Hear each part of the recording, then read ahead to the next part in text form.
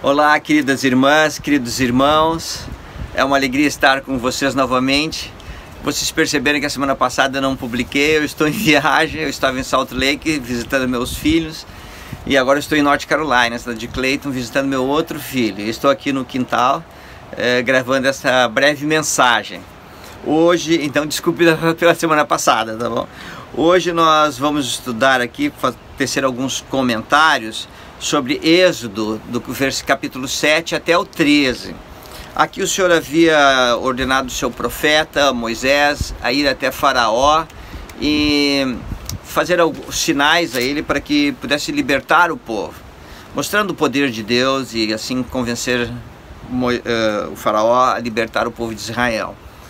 Nós vemos que Moisés, ele é um libertador, um símbolo de Cristo, que veio para nos libertar da morte e das garras de Satanás. E Moisés era um símbolo disso, que ele veio para libertar o povo de Israel. Interessante que logo no capítulo 7, no versículo 3, diz assim: eu endurecerei o coração de Faraó.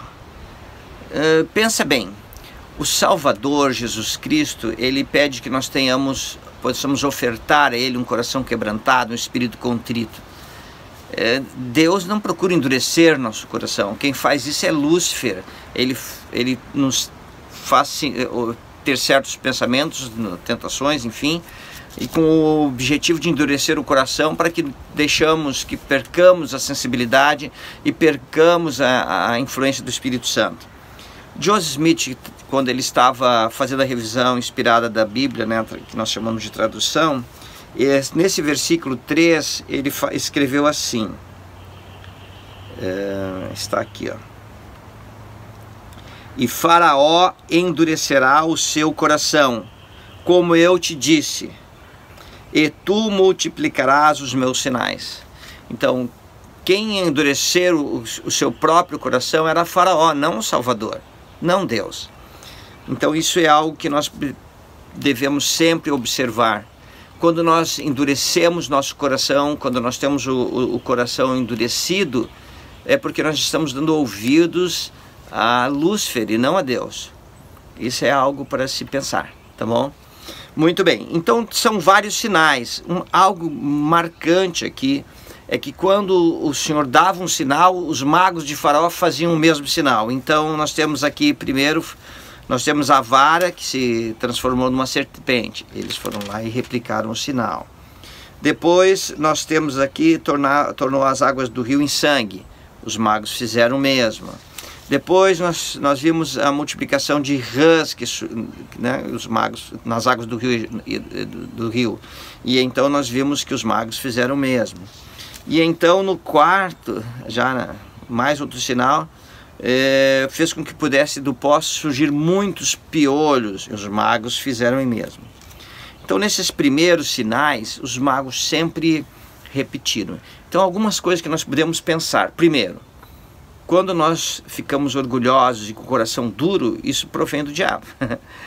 Então nós devemos prestar muita atenção aos nossos sentimentos, às inspirações que vêm a nós, porque se o coração fica enrijecido e duro, não provém de Deus.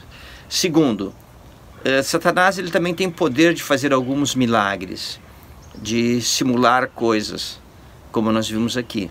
Então no nosso dia a dia hoje, nós vivemos um período da humanidade em muitos modismos. Eu tenho 63 anos, na minha época, de jovem para cá, tinha modas que era maravilhosa, que todo mundo queria ter. Eu lembro de umas calças, vocês lembram disso, os mais antigos? Uma calça que era pantalona, era bem larga embaixo. Se alguém usar isso hoje é ridículo, mas houve uma época que era o top da moda. Irmãs e irmãos, muito cuidado com o que Satanás coloca à nossa frente. Hoje nós temos ataques à família e tantas coisas. As mídias sociais são maravilhosas, podem propagar o evangelho eterno para a salvação da humanidade, mas também pode levar muitas coisas falsas. Então a mídia não é boa? Claro que é boa, nós podemos usar para levar o evangelho. Devemos ter apenas muito cuidado com o que nós assistimos, com o que nós vemos, porque essas coisas podem endurecer o nosso coração. E se endurecer o coração, nós não vamos reconhecer os profetas de Deus, não vamos reconhecer as Escrituras, vamos achar que isso são coisas que não vêm de Deus, porque o nosso coração fica endurecido. Muito cuidado. E continuando então os próximos sinais, os magos já não conseguiram mais fazer. Então foram as moscas, depois o gado que morreu, depois a sarna, depois veio choveu saraiva, né, que é uma chuva de pedra bem forte, de granizo, destruindo as plantações. Depois vieram os gafanhotos e depois vieram trevas. E cada vez que esses sinais se apresentavam, o faraó dizia que ia libertar, mas não libertava. E o que acontece? O coração de Faraó era tão endurecido. E eu gostaria de chamar a atenção para todos nós. Primeiro, às vezes, ou quase sempre, né, o Senhor está nos dando muitos sinais na nossa vida. E ao dar esses sinais, às vezes nós nos portamos como um Faraó, endurecemos nosso coração. E aí perdemos nossa família, perdemos a paz, nossos olhos estão só nas riquezas do mundo e nas coisas do mundo. Muito cuidado. Pensa um pouquinho, reflete um pouco sobre isso. Como você pode ter um coração quebrantado, um espírito contrito? Como você pode abrir o seu coração para receber as mensagens que o Senhor tem para você? Nós temos profetas na vida, hoje em dia, vivos, e o presidente Rousseff Nelson é o profeta de Deus. E o que ele tem ensinado? Ele tem ensinado que cada um de nós pode receber revelação pessoal. Ele tem falado e nos ensinado para abrir nossos ouvidos para ouvir o Senhor, o Salvador Jesus Cristo. Então eu gostaria que você pudesse pensar, refletir um pouco, coisas que você pode fazer que ajudam a abrir teu coração. Por fim veio o derradeiro sinal. O derradeiro sinal era a morte dos primogênitos.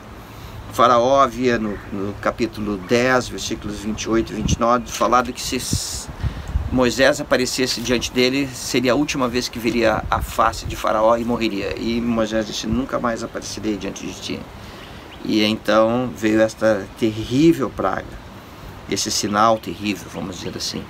Fica melhor, né? Esse sinal terrível, que seria a morte de todos os primogênitos que viviam no Egito. Uau! Como o povo de Israel poderia sobreviver, pois seus primogênitos também iriam perecer? E então o Senhor instituiu a primeira Páscoa. Nós vemos que o Senhor orientou que eles deviam pegar um cordeiro ou um cabrito sem mácula de 1 ano, macho. Está em Êxodo 12, versículo 5. E ali eles deveriam sacrificar e oferecer ao Senhor, né? Eles deviam preparar a Páscoa, junto com pães asmos. Os pães asmos, né, era pão sem fermento, simbolizando que um pão sem impurezas, especialmente as impurezas que vêm do Egito, que era um símbolo da corrupção e tudo mais naquela época. E olha o que acontece. Aquele cordeiro simbolizava o Salvador que viria. Eles deveriam pegar o sangue e espargir, né, passar nas vergas, em cima, né, nas vergas, nas ombreiras das portas, e quando o anjo destruidor passasse e visse aquele sinal, não iria destruir. E assim foi instituída a primeira Páscoa, lembrando o sacrifício expiatório do Salvador Jesus Cristo. O que eu gostaria de lembrar é que hoje nós não oferecemos mais sacrifícios de animais, mas nós todos os domingos podemos ir na igreja e compartilhar o sacramento que foi instituído pelo Salvador em lembrança do seu sacrifício. E eu sou tão grato por termos a igreja restaurada em nossos dias, a Igreja de Jesus Cristo dos Santos Últimos Dias, e podemos ir lá e compartilhar o sacramento e relembrar do Salvador, renovar nossos convênios. Eu também sou muito grato a todas as igrejas cristãs que pregam sobre o Salvador Jesus Cristo, que pregam e ensinam que Ele é o Salvador do mundo. E pessoas tão boas, em diferentes seitas, em diferentes religiões, ensinando sobre o Salvador Jesus Cristo. Hoje nós passamos um período de pandemia, estamos terminando a pandemia, agora tem um período de guerras, e precisamos tanto em nossa vida do Salvador Jesus Cristo para nos libertar, nos dar paz. Mesmo no nosso dia a dia, nós precisamos do Salvador. E essa é a mensagem que eu gostaria de deixar com vocês hoje. Que possamos sempre lembrar o Salvador, estudar as Escrituras, né, a Bíblia, o livro de Mórmon, as Escrituras, e buscar estar sempre próximo, com o coração quebrantado, um espírito contrito, sempre próximo, sempre aptos a receber as revelações do Salvador. Queridas irmãs, queridos irmãos, esta é a mensagem. Desejo uma ótima conferência que teremos agora no sábado 2 e domingo 3 de abril. E essa é a mensagem de hoje. Tchau, fica feliz. Um abraço, fique firme. Tchau.